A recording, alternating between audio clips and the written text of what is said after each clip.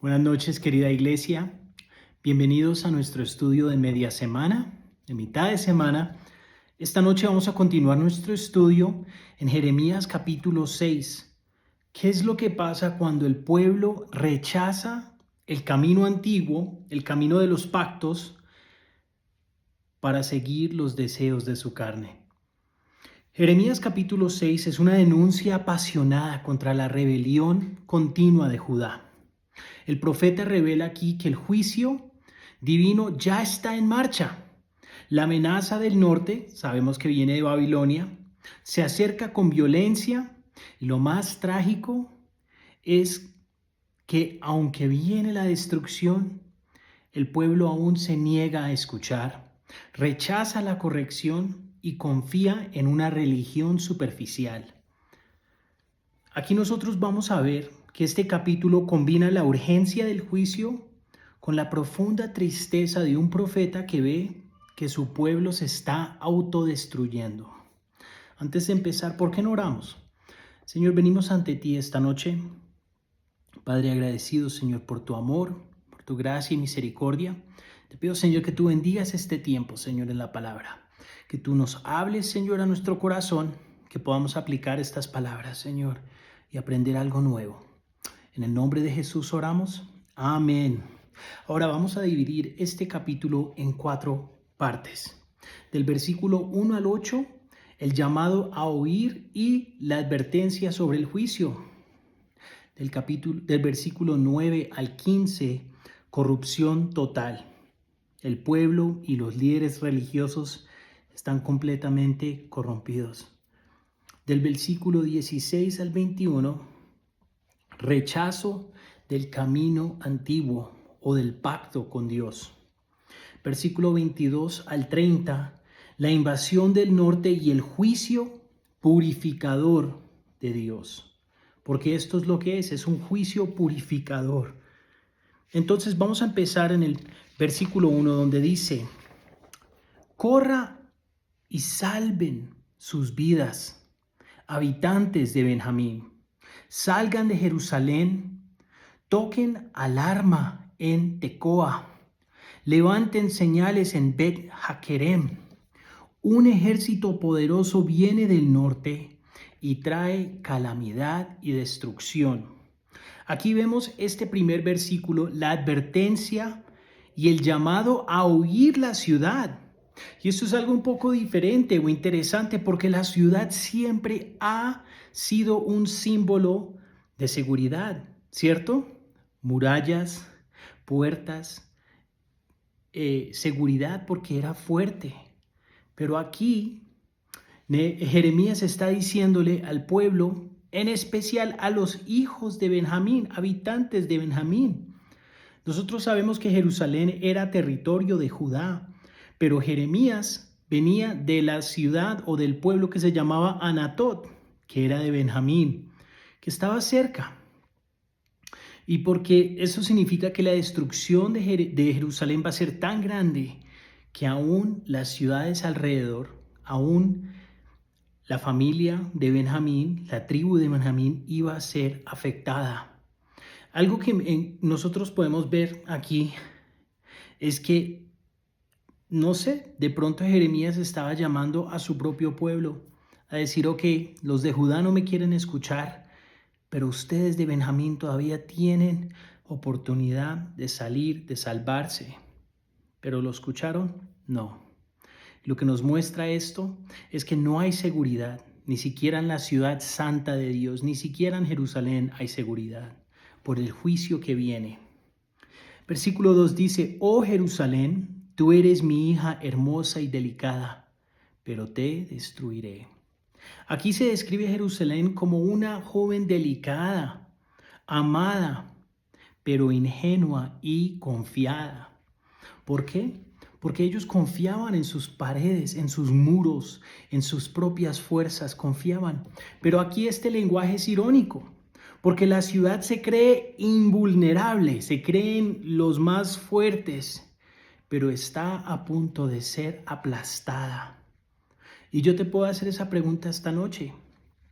¿Estás confiando en tus estructuras ¿Estás confiando en tu religión, en tu ciudad? ¿O estás confiando en Dios? ¿O estás confiando en Dios? Versículo 3 dice: los enemigos te rodean como pastores que acampan alrededor de la ciudad. Cada uno escoge un lugar para que su tropa devore. Aquí ahora lo que es interesante es que la palabra pastores aquí no significa líderes espirituales, sino jefes militares babilónicos. Esta es una imagen intencional, porque aunque parece ser una escena tranquila, pastoral, en realidad es una amenaza de muerte. Es una amenaza muy fuerte. Esto nos muestra que el enemigo va a tener total control sobre el área de Jerusalén, sobre Judá. Versículo 4 dice: ellos gritarán, prepárense para la batalla, ataquen al mediodía. Ya es muy tarde, el día se acaba y ataca y se caen las sombras de la noche. Versículo 5. Entonces atacaremos de noche y destruiremos sus palacios. Interesante que dice ataquen al mediodía. ¿Por qué? Era una hora muy inusual para atacar. Primero que todo, mucho calor. Segundo, el enemigo te puede ver atacando, así que se pueden preparar. Normalmente atacaban o bien temprano en la mañana o en la noche, en la mitad de la noche. ¿Por qué? Porque querían que la gente no estuviera preparada, estuvieran durmiendo en cama. Pero aquí dicen ataquen al mediodía. ¿Pero qué pasa? Se nos acabó el día. Pues ataquen en la noche, no importa. Esto demuestra la urgencia y determinación del enemigo, que ese ataque va a venir y va a venir y va a venir. No importa la hora, el ataque viene. Primera de Tesalonicenses capítulo 5 versículo 3 dice: cuando digan paz y seguridad, entonces vendrá sobre ellos destrucción repentina. Y eso me hace pensar, nosotros debemos estar siempre listos para los ataques del enemigo. Cuando pensamos que estamos seguros, ahí es cuando el enemigo viene y nos ataca. Tenemos que tener mucho cuidado y prestar mucha atención. Pero vemos aquí que este enemigo, vemos aquí Babilonia está completamente enfocada, completamente animada para la total destrucción de Judá, de Jerusalén. Versículo 6. El Señor de los ejércitos celestiales dice: corten árboles para usarlos como arietes. Construyan rampas de asalto, contra las murallas de Jerusalén. Esta es la ciudad que debe ser castigada porque es perversa porque es perversa hasta más no poder. No tenía límite la perversidad de la ciudad. Pero aquí lo que vemos es algo un poco triste. Dios es quien está ordenando el ataque. Ya no está protegiendo a Jerusalén, ahora permite su destrucción. Esto refleja una verdad que es muy difícil. Dios no siempre protege su pueblo si el pueblo lo rechaza continuamente. Si tú estás rechazando a Dios continuamente, pero aún esperas que Dios te proteja, aún esperas que Dios te bendiga, pero sigues rechazando, sigues queriendo vivir tu vida como tú quieres vivir, pero aún esperas que Dios te ayude, que Dios te protege. No son así las cosas. Versículo 7 dice: de ella brota la maldad como una fuente. Están hablando de Jerusalén. Sus calles resuenan con violencia y destrucción. Siempre veo sus enfermedades y heridas. La maldad del pueblo fluye naturalmente, como si fuera parte de su misma esencia. Esta imagen condena no solo los actos que ellos estaban haciendo, los pecados, sino la condición persistente de rebelión, ¿cierto? Era una rebelión constante. Era su forma de ser. Y eso es muy importante porque uno también se puede preguntar si uno al pecar El pecado viene de repente, fue solo porque hice un error o algo así. Pero también nosotros sabemos que el pecado primero empieza en el corazón. Primero empieza en lo más profundo de nuestro ser. Mateo capítulo 15, versículo 19 dice, pues del corazón salen los malos pensamientos, el asesinato, el adulterio, toda inmoralidad sexual, el robo, la mentira, la calumnia. Y te puedo preguntar en esta noche, ¿qué fluye naturalmente de tu vida? ¿Justicia o pecado? Justicia o pecado. Y si tú estás preguntando, pero ¿por qué sigo haciendo estas mismas cosas? ¿Por qué sigo haciendo estos mismos problemas, estos mismos errores? Debes preguntarle a Dios si Él verdaderamente ha transformado tu corazón, si le has entregado tu vida a Él. Y si no, este es el tiempo de hacerlo, porque Él te dará un corazón nuevo, donde lo que fluye de ese nuevo corazón no es maldad, no es odio, no es pecado, sino es amor. Amor por el Señor, amor por otros. Fluyen los frutos del Espíritu Santo, de un corazón que ha sido transformado por Dios. Pero aquí el profeta Jeremías dice, este pueblo solo brota maldad de su corazón, de su fuente. Y por eso van a haber consecuencias. Versículo 8, donde dice, esta es la advertencia final. Oye esta advertencia, Jerusalén, o me alejaré de ti indignado. Escucha, o te convertiré en un montón de escombros, una tierra donde no vive nadie. Donde no vive nadie. Imagínense. La advertencia final es clara, hermanos. Arrepiéntense o serán abandonados. Si Jerusalén no escucha, Dios va a retirar su presencia y la ciudad va a quedar desolada. Qué triste eso, que Dios retire su presencia de uno, que Dios se aleje de uno. Uno realmente no tiene ese pensamiento muy claro, pero cuando nosotros nos imaginamos el infierno, siempre nos imaginamos el diablo, el fuego, el sufrimiento, el llanto, el dolor, pero lo que muchas veces se nos olvida, que la peor parte del infierno es la eterna separación entre nosotros y Dios. ¿Sí escucharon? La eterna separación entre nosotros y Dios. Así que cuando Dios les dice, o me alejaré de ti indignado, qué triste. Oseas capítulo 5, versículo 6 dice, irán en búsqueda del Señor, pero no lo hallarán. Él se ha apartado de ellos. Él se ha apartado de ellos. Después de anunciar la invasión del norte, del versículo 1 al 8, Dios aquí expone la razón espiritual del juicio. El pecado no es un asunto aislado ni accidental, es profundo, es persistente y es generalizado. Y lo más trágico aquí que nosotros podemos ver, lo más trágico es que no hay vergüenza por el pecado. Que la gente ya no le importa vivir la vida como lo están viviendo. Pero en esta siguiente sección nos va a revelar la corrupción moral y espiritual del liderazgo y denuncia el falso consuelo religioso que mantiene al pueblo dormido mientras se acerca la ruina. Si escucharon aquí, el Señor va a denunciar a esos falsos maestros, a esos falsos profetas que dicen, no, todo está bien, Dios te ama tal como eres, no te preocupes, Dios nunca va a hacer nada, va a haber paz y felicidad y gozo.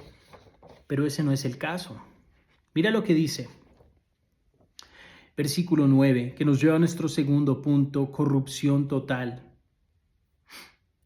El Señor de los ejércitos celestiales dice, aún los pocos que permanezcan en Israel serán nuevamente recogidos, como cuando en la cosecha, el que cosecha revisa cada vid, cada rama por segunda vez para recoger las uvas que no se cortaron.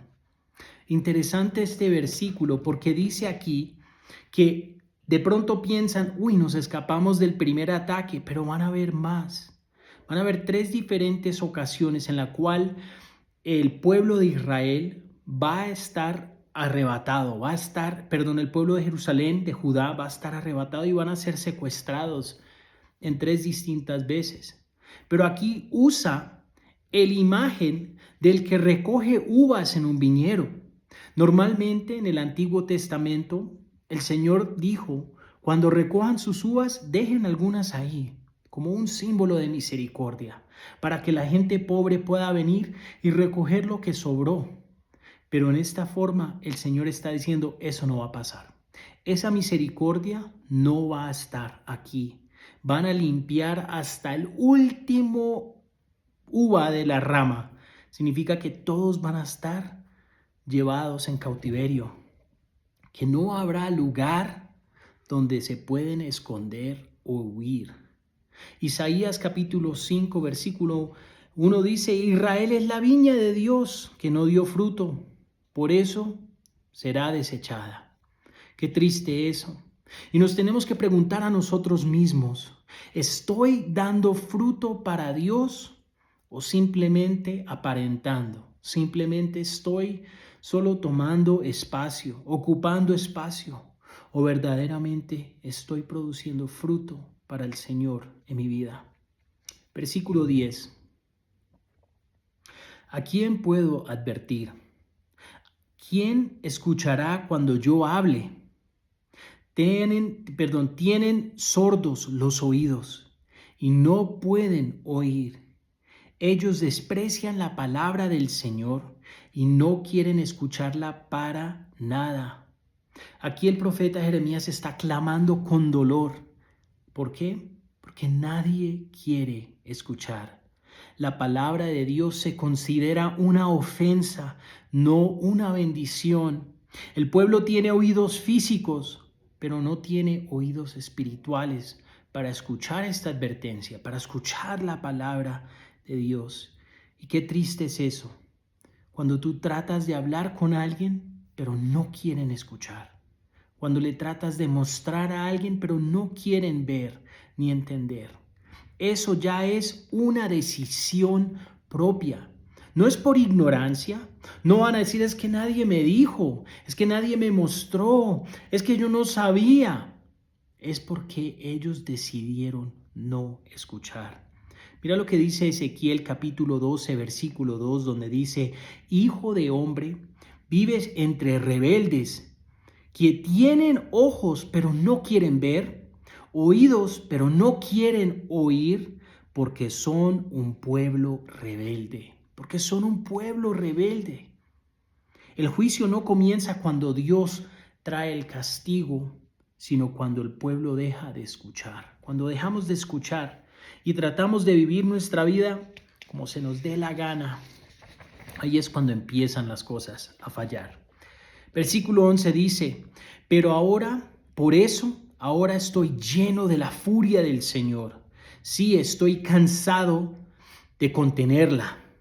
Derramaré mi furia sobre los niños que juegan en las calles y sobre las reuniones de jóvenes, sobre esposos y esposas y sobre los que son viejos y canosos. Jeremías siente una presión interna, una carga que no puede callar. El juicio alcanzará a niños. Qué triste. A jóvenes y ancianos. Nadie va a quedar intacto, nadie se va a escapar. Pero esta ira divina no es impulsiva, no es una ira humana, es la respuesta justa y santa de un Dios que fue muy paciente con sus pueblos. Pero ahora está frustrado por la rebeldía del pueblo. Está frustrado por la rebeldía del pueblo. Versículo 12 dice, sus casas serán dadas a sus enemigos, al igual que sus campos y sus esposas, porque levantaré mi puño poderoso contra la gente de esta tierra, dice el Señor. El juicio incluye la pérdida de propiedad, la casa, la pérdida de familia y la pérdida de la seguridad. Hermanos, esto nos recuerda que el pecado trae consecuencias físicas. Trae consecuencias físicas, no solo espirituales. Nosotros sabemos que el pecado nos separa de Dios, pero también el pecado trae consecuencias en lo material, también en la familia. Y lo podemos ver aquí. Deuteronomio 28, versículo 30 dice: tendrás casas, pero no vivirás en ellas. Tus bienes serán robados por tus enemigos. El pecado no solo daña tu alma, hermano, también afecta a tu familia, tus bienes y tu legado. Eso es lo que hace el pecado. Versículo 13 dice: desde el menos importante hasta más importante, sus vidas estarán dominadas por la avaricia. Desde los profetas hasta los sacerdotes, todos son unos farsantes, son fraudes, son mentirosos, son insinceros. Y qué triste, porque aquí vemos que la corrupción es total. No hay grupo inocente. Los líderes religiosos deberían estar guiando al pueblo de Dios. Sí los están guiando, pero los están guiando hacia la destrucción. Los están guiando hacia la destrucción. Versículo 14. Ofrecen curas superficiales para la herida mortal de mi pueblo. Dan garantías de paz cuando no hay paz. Esta es una imagen muy interesante, porque dice que tienen una herida mortal. Imagínese tener una herida mortal, que alguien le corte a uno el estómago, se le esté saliendo toda la sangre y alguien venga con una curita y dígale: mira, póngase esta curita encima, ya va a estar bien. Triste, porque eso es lo que el pueblo estaba tratando de hacer: ofrecer curas superficiales para la herida mortal que tenía el pueblo. Los profetas y los sacerdotes estaban declarando falsa paz, sedando el pueblo, mientras el juicio se acercaba del norte, para que estaran ahí calmaditos. Qué triste. Pero algo que debemos acordarnos, hermanos, es cuando hay paz sin arrepentimiento, eso es una mentira peligrosa. La paz sin el arrepentimiento es una mentira peligrosa, porque es falso. Segunda de Timoteo 4, versículo 3 dice: vendrá el tiempo cuando no soportarán la sana doctrina. Se rodearán de maestros que les digan lo que quieren oír. Muy interesante que hoy en día vemos muchos pastores y muchas iglesias ofreciendo curas superficiales para heridas mortales. Iglesias que dan garantías de paz cuando no hay paz. Iglesias que no quieren hablar del pecado. Iglesias que no quieren hablar de las consecuencias que traen el pecado en nuestra vida. En vez, quieren solo concentrarse en otras cosas. Cosas que los hacen sentir bien. Cosas que les traen paz y calma. Pero como les dije, paz sin arrepentimiento es una mentira peligrosa. ¿Por qué? Porque así es que se duerme la iglesia. Así es que se duerme el pueblo. Cuando uno sabe que está enfermo, cuando uno sabe que tiene una infección, cuando uno sabe que tiene un peligro y le dicen: no te preocupes, estás bien. No te preocupes, eso pasa, no, sigue. Cuando sí deberemos estar preocupados.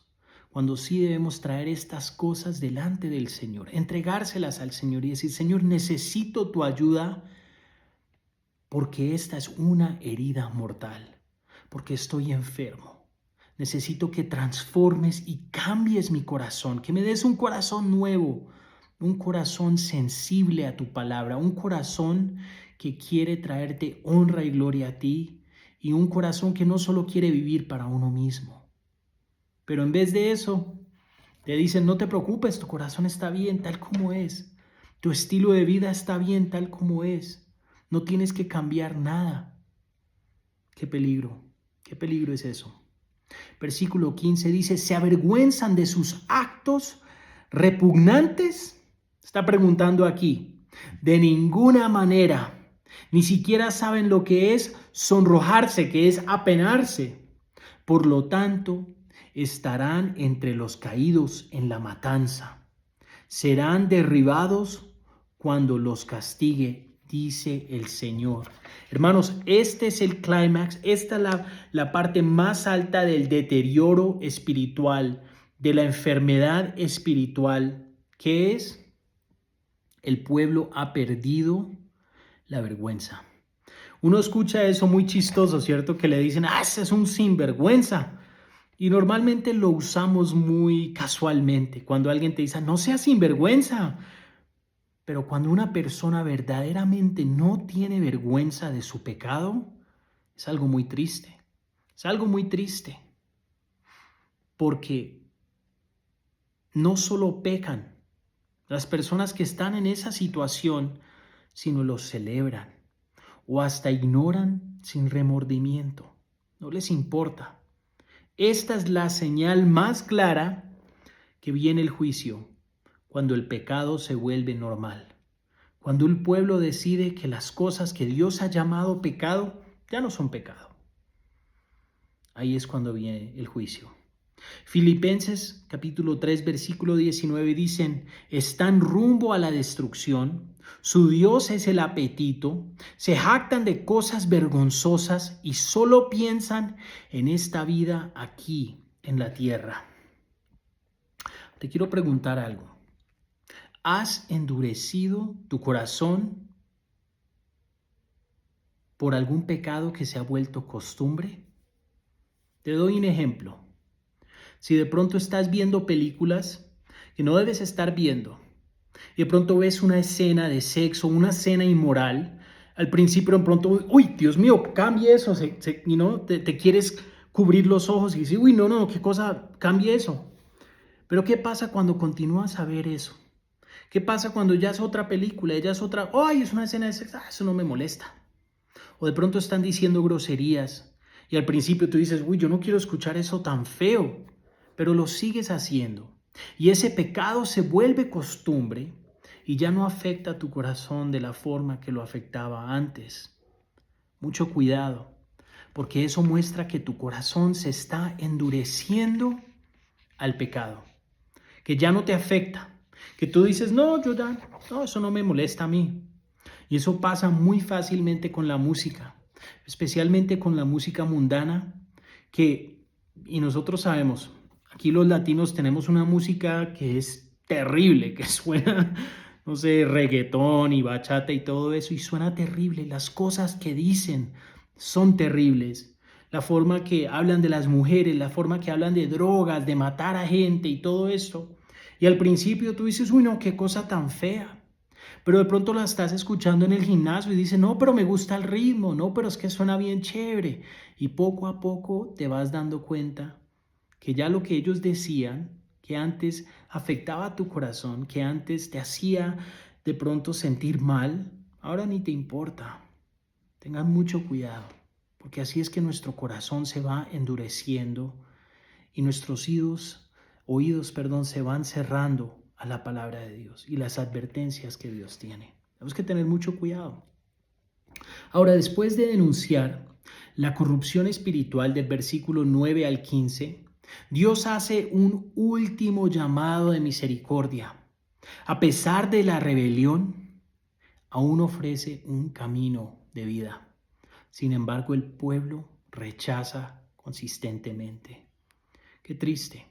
Este pasaje revela la raíz del juicio divino, del juicio de Dios, el desprecio voluntario por la voluntad de Dios. Dice, yo ya no quiero nada con Dios, a mí ya no me importa.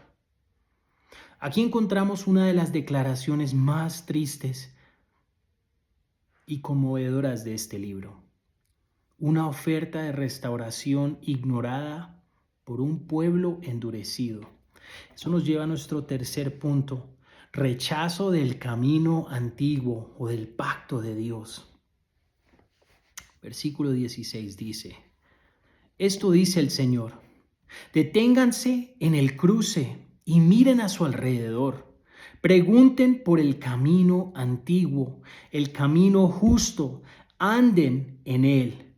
Vayan por esa senda y encontrarán descanso para el alma. Deténganse implica una pausa intencional, una reflexión espiritual. Y cuando habla del camino antiguo, no es una costumbre pasada, sino es el pacto con Dios, el camino de la fidelidad con Dios, de la promesa de Dios. ¿Y sabes qué? ¿Sabes qué pasa cuando nosotros volvemos al camino de la promesa de Dios, de la fidelidad de Dios? Dios promete que encontraremos descanso para el alma. Es lo mismo, el mismo lenguaje que Jesús usó en Mateo capítulo 11, donde el Señor dice en capítulo 11, versículo 29, tomen mi yugo y hallarán descanso para el alma. Hallarán descanso para el alma. Esta no es una llamada a una religión o una tradición vacía, sino a volver a lo que siempre Dios ha exigido y esperado de nosotros: justicia, misericordia y obediencia.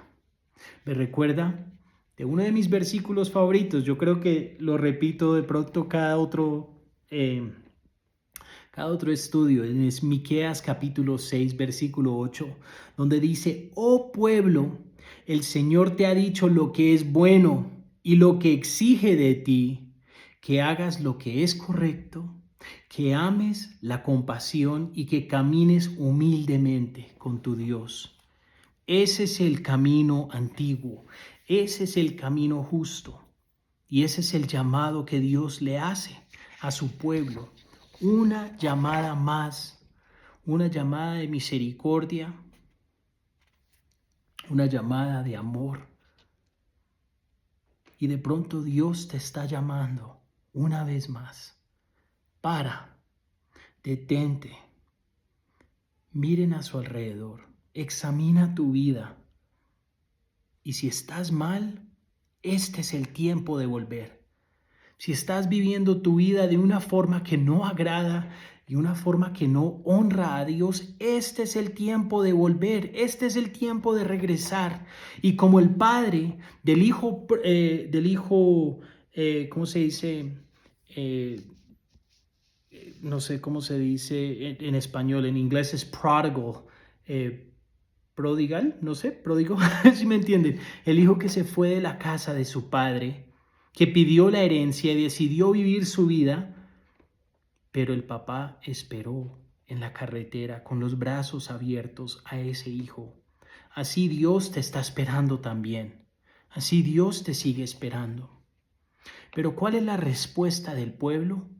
Y esta respuesta rompe el corazón, donde dicen: pero ustedes responden, no, ese no es el camino que queremos.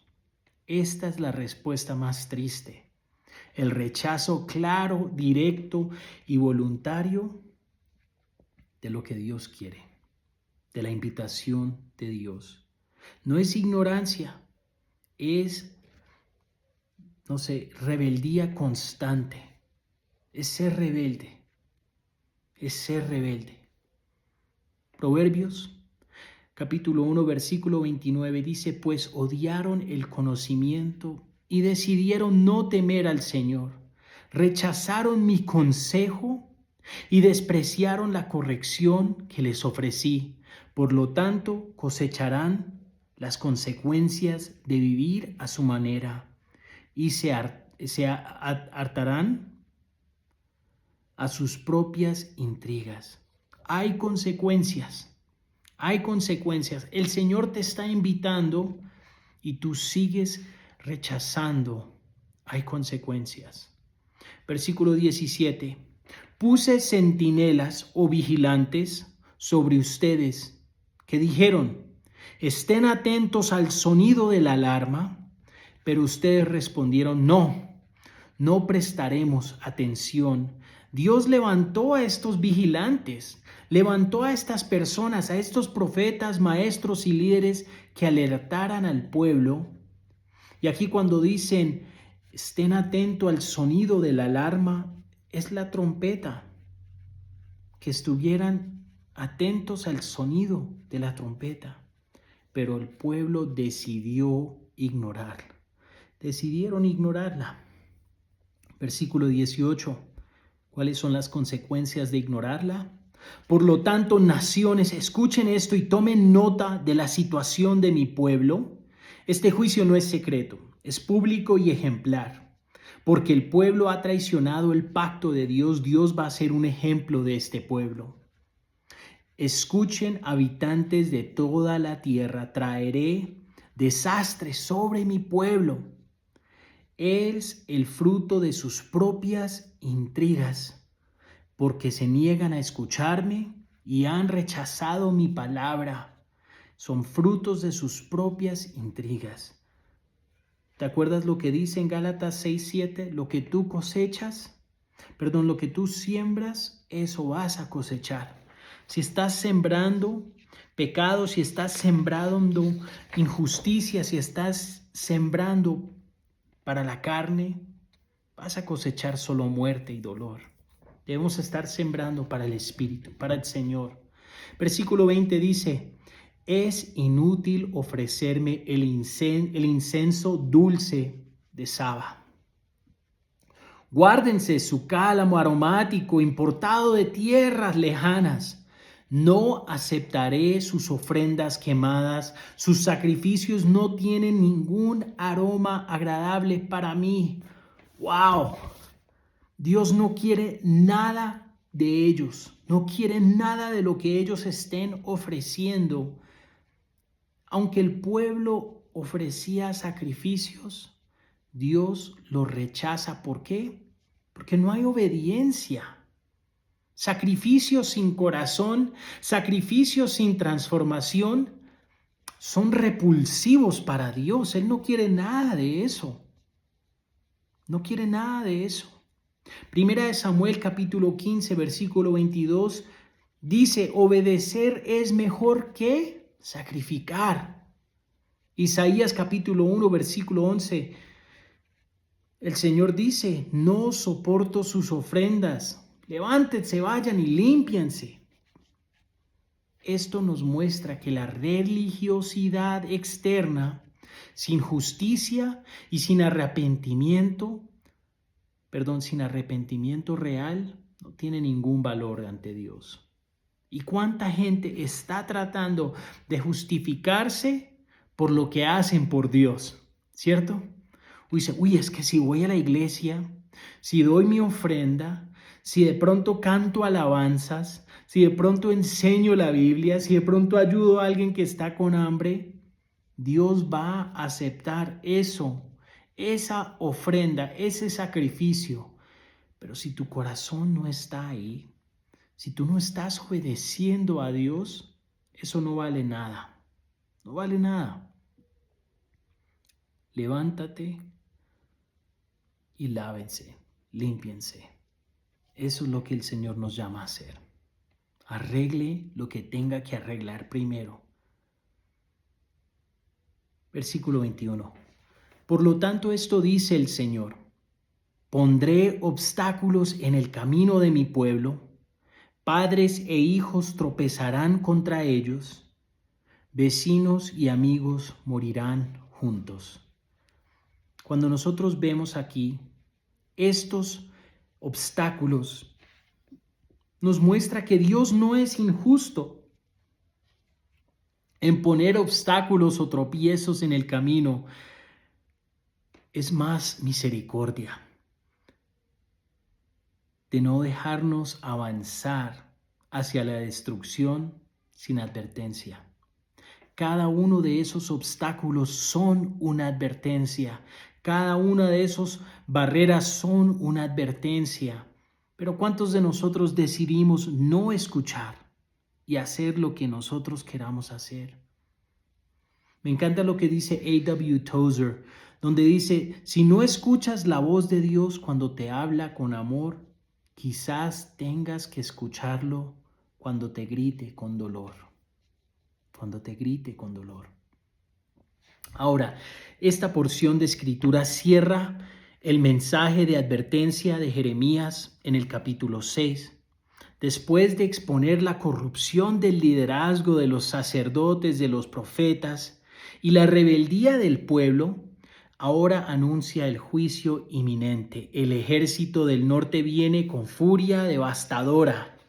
Y así vemos nuestro último y cuarto punto, donde es la invasión del norte, pero es un juicio purificador de Dios, un juicio purificador de Dios. Versículo 22 dice, esto dice el Señor, miren, un gran ejército viene del norte. Desde tierras lejanas se levanta contra ti una gran nación. Están armados con arcos y lanzas. Son crueles y no perdonan a nadie. Cuando avanzan, montados a caballo, se oyen como el rugido del mar. Vienen en formación de batalla, con planes de destruirte, hermosa Jerusalén. Ahora, cuando dice de un país del norte, viene el ejército del norte, muchas personas pueden decir, pero Babilonia no está al norte de Jerusalén, están más como al este. Sí, pero para poder llegar a Jerusalén, Babilonia tiene que ir hacia el norte y venir y bajar del norte. ¿Por qué? Porque ahí está todo el desierto de Arabia que no podían cruzar. Así que tenían que subir y después bajar. Poco interesante. Entonces vemos aquí que esta gran nación, Babilonia, no va a tener compasión. No se va a poder escapar Jerusalén con palabras suaves o persuadiéndolos. Vienen sin compasión. 24. Hemos oído informes acerca del enemigo. Jerusalén está respondiendo, el pueblo de Judá está respondiendo y las manos nos tiemblan de miedo. Punzadas de angustia se han apoderado de nosotros como las de una mujer que está en trabajo de parto. La reacción del pueblo no es arrepentimiento, sino pánico. Jeremías aquí refleja la angustia nacional con una imagen de una mujer en parto. Es un dolor que no se puede evitar ni detener. Cuando ya empiezan esos dolores de parto, van a seguir hasta que se termine el parto. Pero qué triste, que en vez de traer arrepentimiento, trajo solo pánico, trajo solo ansiedad.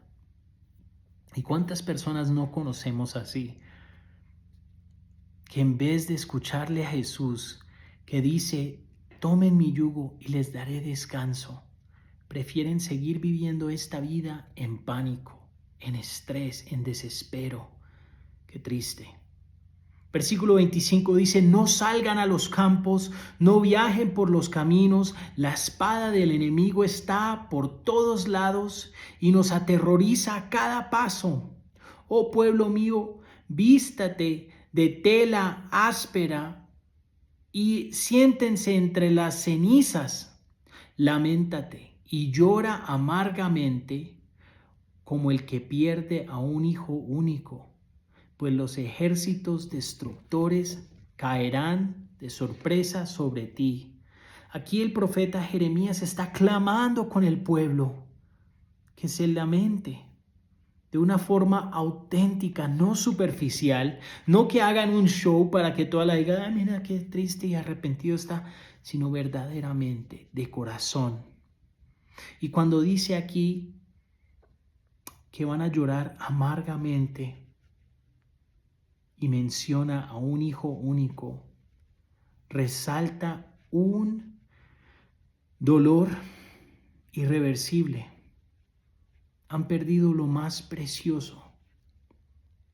Yo que tengo 2 niños pequeños, 2 hijos hermosos que yo amo con todo mi corazón, yo no me puedo imaginar el dolor de perder a uno de ellos. No me lo puedo imaginar. Hablando con mi mamá el día de ayer sobre ese dolor, sabemos que es un dolor que nunca se puede olvidar, que vive con uno toda la vida. Y de eso habla. Ese es el dolor que este pueblo va a sentir, que van a perder lo más precioso. Cuando dicen que se vistan de tela áspera y que se ponga el polvo, estos son símbolos de luto hebreo, llamados a llorar no solo por la destrucción de su preciosa ciudad, sino por el estado de su corazón, por el estado de su vida espiritual. Y te quiero preguntar, ¿nosotros lamentamos el pecado con esa sinceridad o solo lamentamos las consecuencias que trae el pecado y el dolor que de pronto puede traer? 27. Jeremías, te he hecho probador de metales para que puedas determinar la calidad de mi pueblo. Ahora aquí Dios comisiona a Jeremías como un probador de metales. Jeremías no solo está anunciando el juicio, sino está verdaderamente viendo lo efectuoso o efectivo que es el juicio. La prueba de fuego revela la verdadera calidad espiritual. Y aquí la podemos ver. Dios está llamando a Jeremías que pruebe el metal, que pruebe la calidad del pueblo. Me recuerda lo que dice Proverbios 17, versículo 3, donde dice: el fuego prueba la pureza del oro y de la plata, pero el Señor prueba el corazón. Y lo que nosotros sabemos de esto es que las dificultades permiten que Dios revele lo que realmente hay en nuestro interior. Lo que realmente hay en nuestro interior. Muchas veces nosotros podemos pedirle a Dios: Señor, sea lo que sea, te quiero seguir, te quiero obedecer, sea lo que sea. No te sorprendas cuando el Señor traiga una prueba a tu vida. Eso es lo que verdaderamente va a mostrar nuestra sinceridad. Eso es lo que verdaderamente va a mostrar nuestro corazón. El fuego, las pruebas, las dificultades son las que demuestran cómo está nuestra fe.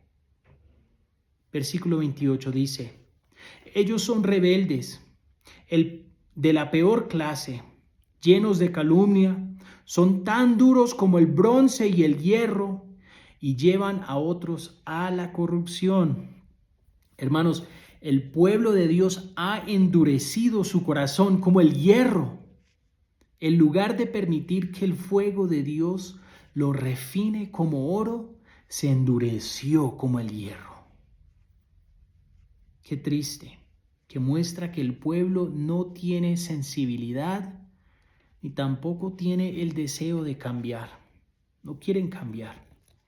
Versículo 29 dice: los fuelles soplan las llamas con furor para quemar la corrupción, pero no se purifica, ya que su perversidad permanece. Mira, Dios ha usado todos los medios posibles, profetas, pruebas, correcciones, pero el fuego aún no puede purificarlos. El juicio no transforma, ¿sabes por qué? Porque no hay fe ni arrepentimiento. No hay fe ni arrepentimiento.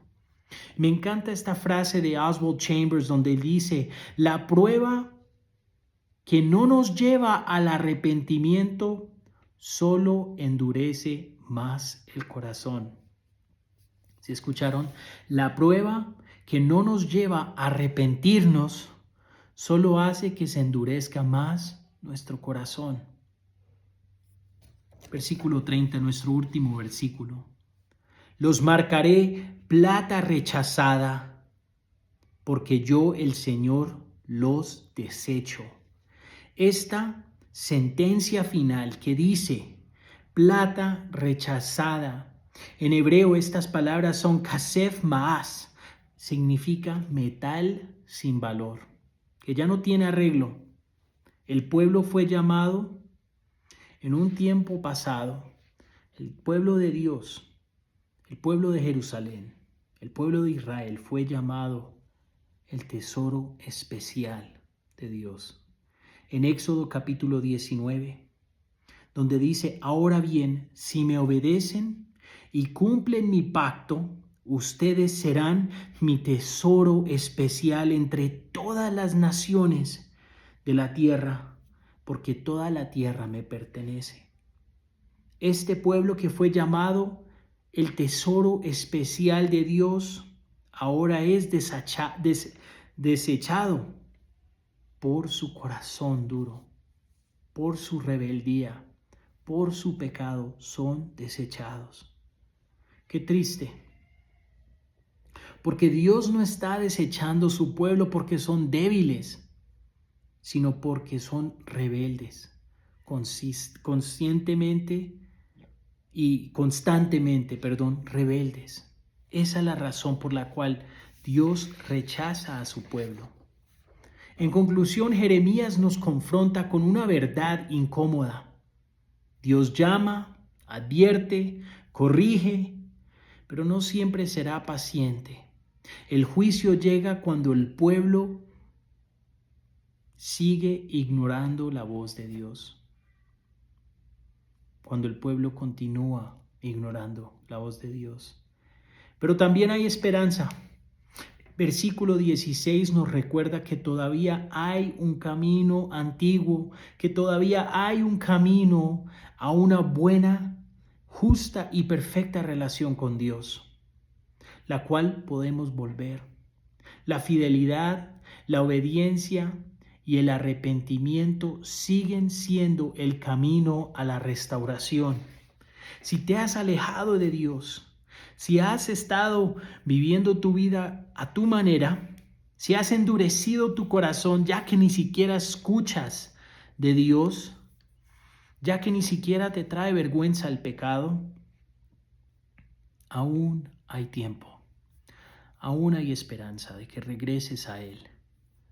Dios está esperando que tú detengas y te arrepientes de lo que estás haciendo y vuelvas a Él. No es muy tarde. El Señor nos ama tanto, su gracia es tan grande, su amor es tan grande.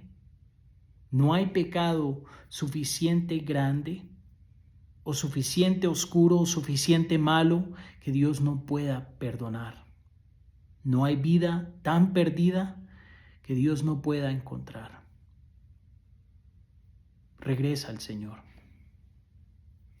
Señor, te damos gracias, Padre, por este tiempo, por esta palabra, Señor.